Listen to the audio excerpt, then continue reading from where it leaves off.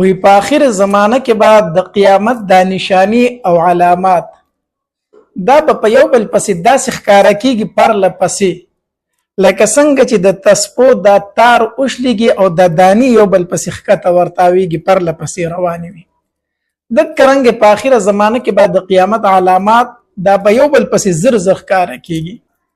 یو نبی علیہ الصلوۃ والسلام فرمایي د قیامت د علاماتو نه یو علامه دا د چې سړی به کم شي او خزي به زیات شي. سړی به کم شي حتی تر دې پورې چې د 500 خزو به یو سړی کفالت کوي. دومره به خزي زیات شي او سړی به کم شي. نن سبا د هر سړی په خپل کور کې وګوري چې د سړو تعداد څومره دی او د خزو تعداد څومره دی.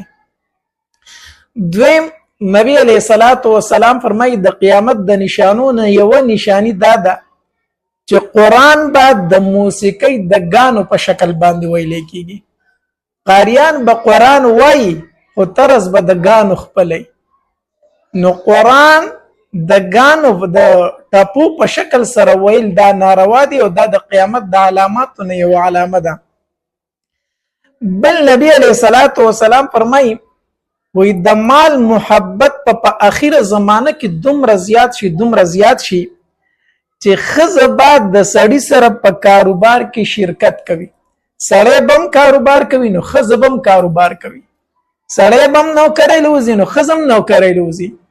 د مال محبت په دومره زیات شي چې د سړي سره په کاروبار کې به ښځه شرکت کوي. ښځه به ځان له ګټه کوي او سړی به ځان له ګټه کوي. دومره به د مال محبت سیوا شي.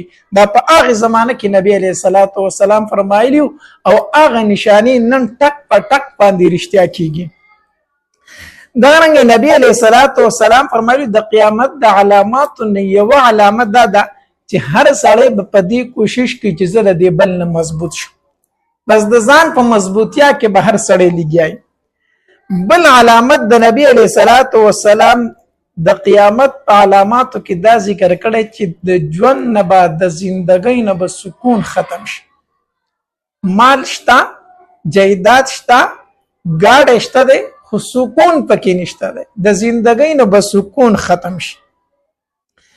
دارنګې شپږم علامت نبی علیہ الصلوۃ والسلام دا ذکر کړی دی چې په اخیر زمانه کې به د سود کاروبار زیات شي، عام بشي. هر سړی به سود کوي، سود به ډیر زیات شي. هر کار به د سود وي، هر کار به د سود وي. نن سبا چې سوچ وکړي که نه خپل علاقه کې سوچ وکړه، خپل نظام نه غیر چاپېره لږ فکر وکړه چې سود څومره عام شوی دی. بل نبی علیہ الصلوۃ والسلام فرمایل هر نوې نسل به د تیر نسل نه بدتر وي. هر نوې نسل چې رارسي اب د تیر شوي نسل نه بدتر وي. سوچ وکړئ مخکې خلک څنګه اوس څنګه دی، را روان به څنګه.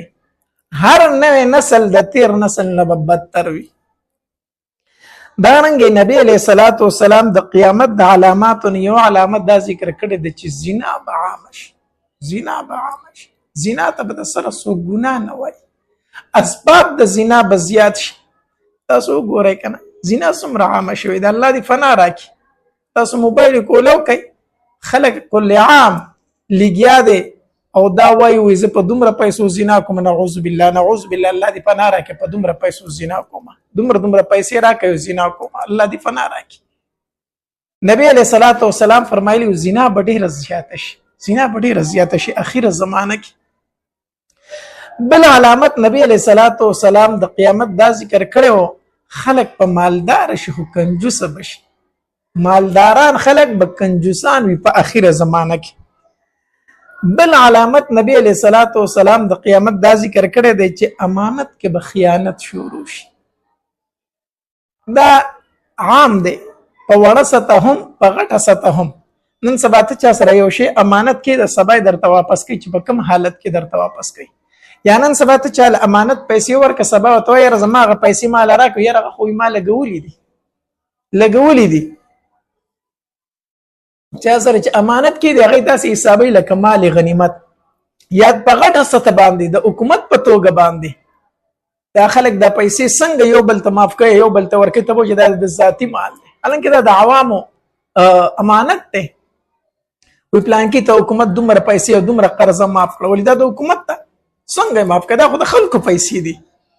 نو نبی علیه الصلاۃ والسلام فرمایلی وی په اخره زمانه کې په امانت کې به خیانت شروع شي. بل علامت نبی علیه الصلاۃ والسلام د قیامت دا ذکر کړی دی، وی علم به اوچت شي. علم به اوچت شي. علم نه مراد د قرآن او د حدیث علم مراد دی. تاسو په خپل فکر وکړئ، نن سبا په کور کې انګریزي تعلیم څوره کسان کوي او د قرآن او د حدیث علم څو کسان کوي؟ د علم اهمیت څه دی؟ علم به څنګه اوچتیږي؟ نو حدیث مبارک کې راځي لوی لوی علما به الله وفات کی، غټ غټ علما به د دنیا نه لاړ شي، نو علم به قبض کړی شي په قبض کولو د علماو سره. سکول تعلیم هغې باندې خلک په لکو په کروړو روپۍ پیسونه ورکوي د میاشتې. مدرسې والا چې د میاشتې ماشوم ته وایي 100 روپۍ راوړه، کور کې کومه جګړه شروع شي، وایي قاریان هم پیس اخلي 100 روپۍ. دا د دین د علم اهمیت پاتې شو. اهمیت پاتې شو. دنیوي دا علم نه دی، دا علم نه دی، دا هنر دی، دا زده کول پکار دی، د وخت ضرورت دی. خو علم څه ته ویلی شي؟ علم هغې ته ویلی شي چې په هغې سره د زړه صفاهي راځي، د زړه نورانیت راځي، انسان په د ګناه نه بچ کېږي. نو انسان په ګناه سره د څه نه بچ کېږي؟ د زړه صفاهي، د زړه نورانیت په څه سره راځي؟ په قرآن او په حدیث سره راځي. نو یو علامت نبی علیه السلام د اخري زمانې دا ذکر کړی چې علم به اوچت شي، او بل علامت دا د جهل به عام شي. نو چې علم اوچت شو خامخا جهل به عام کېږي. بل علامت نبی علیه الصلاۃ والسلام د قیامت دا ذکر کړی دی، وایي شراب نوشي به عام شي. شراب نوشي، شراب څکل به عام شي. شراب وسکلو ته به خلک ګناه هم نه وایي. الله دې فنا راکړي. بل علامت نبی علیه الصلاۃ والسلام د قیامت دا ذکر کړی دی چې په اخره زمانه کې به هغه خلک چې هغه به خپیال بخپې ګرځېدل، سرتور سر به ګرځېدل، هغې به بیزي او خان سره ول، هغې به یو بل سره د بیلډینګونو جوړولو کې مقابله شروع کړي. د خپل ځان نه غیر چاپېره سوچ وکړئ، په خپل کلي علاقه کې لږ فکر وکړه. هغه خلک چې هغه به سرتور سرو، په خپو به خپیال به د بل په دروازه کې به ولاړو خیر به غوښتو. نن وګوره هغه په کلي باندې مشري کوي، نن وګوره هغه د کلي ملک دی، نن وګوره هغه د علاقې نواب دی، نن وګوره هغې یو بل سره په بلډینګونو په بنګلو کې مقابله شروع کړې ده. دا د نن نه 1400 کاله مخکې نبی علیه الصلاۃ والسلام فرمایلي و. د نبی علیه الصلاۃ والسلام هیڅ یوه خبره دروغ نشي کېدی. بل علامت نبی علیه الصلاۃ والسلام دا ذکر کړی و چې اچانک مرګونه به زیات شي. دا د قیامت د علاماتو یو علامه ده، اچانک مرګونه به زیات شي، ناګهاني مرګونه. تاسو وګورئ که نه، نن په بونیر کې وګوره، په سوات کې وګوره، په صحابۍ کې وګوره، دغه شانتې نور علاقو کې وګوره، ناګهاني مرګونه څومره زیات شوي دي، څومره اچانک مرګونه زیات شو. دم د قیامت د علاماتو یو علامت دی، نبی علیه السلام هغه زمانه کې فرمایلی. دغرنګه نبی علیه الصلاۃ والسلام فرمایلی وی وینځه به خپله مالکه پیدا کړي، انت لیدل امت ربتها، وینځه به خپله مالکه پیدا کړي. د دې څه مطلب دا دی چې مور به داسې بچی پیدا کړي چې هغه بچی به دې مور ته د وینځې په نظر ګوري او ځان به د مالک په حساب سره حسابوي. تاسو وګورئ که نه، کور کې مور لور ته خبره نشي کولی، یوه خبره ورته وکړي راګرځي پسې. مور زوی ته خبره نشي کولی، خو یې ناکاره دی، کنزل کوي، بد ردې راته وایي. دا په هغې زمانه کې نبی علیه الصلاۃ والسلام فرمایي مور ته به د وینځې په نظر کتل شي. داسې به بچي د مور او پلار نافرمانه شي. بل حدیث مبارک کې راځي، نبی علیه الصلاۃ والسلام فرمایي د قیامت په علاماتو کې یوه علامه هم دا ده چې دوست په نږدې کړی شي، پلار به لرې کړی شي. تاسو وګورئ نن زمانه ټول علامات ښکاره شوي دي. وګورئ که نه، پلار اکثر د خپل بچي دوستانو ته وایي زما خبره نه مني، خو تاسو یې پوه کړئ، زما خبره نه مني، تاسو یې پوه کړئ. هغې زمانه کې نبی علیه الصلاۃ والسلام فرمایي پلار به لرې کړی شي، دوست به رانږدې کړی شي. مور به بچی داسې راوړي چې مور ته به د وینځې په نظر ګوري، ځان به مالک حسابوي.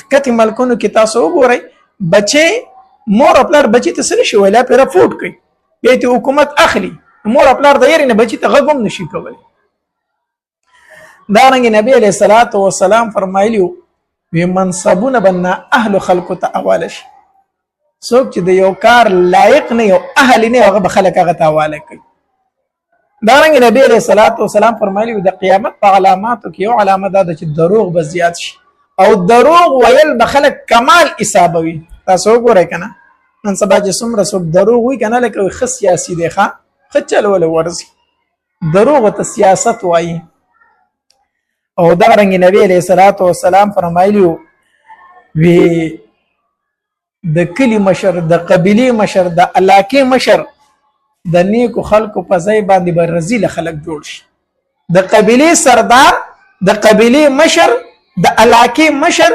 نیک سړی به نه وي د دغې علاقې چې څومره رزیل سړی د هغه به مشري کوي الله دې فنا راکړي الله دې فنا راکړي د علامات ټول ښکاره شوي کو تاسو په لږ سوچ وکړئ او نبی علیه الصلاة والسلام فرمایلي په اخره زمانه کې به داسې ښځې وي چې کپړې به اغوستې او د هغې باوجود به بربنډي کپړې به اچولي بیا به هم بربنډي د دې څه مطلب کپړې خو دې دپاره وي چې بدن پټ کړي دې به دومره باریکې او نرۍ کپړې اچولي چې بدن پکې ښکاري یا به نیمګړي کپړې اچولي نستوڼي به پورې نه وي غاړه به یې نه وي پینسي به یې برابره کړي پنډۍ به ټولې د ښځو ښکاري نبی علیه الصلاة والسلام فرمایلي په آخره زمانه کې به داسې ښځې راشي چې کپړې به اچولې او د هغې باوجود به بربنډي خو نبی علیه الصلاة والسلام په هغې زمانه کې فرمایلي وي دا ښځې د یاد وساتي د جنت بوی پې حرام بوی د جنت بوی په دغې ښځو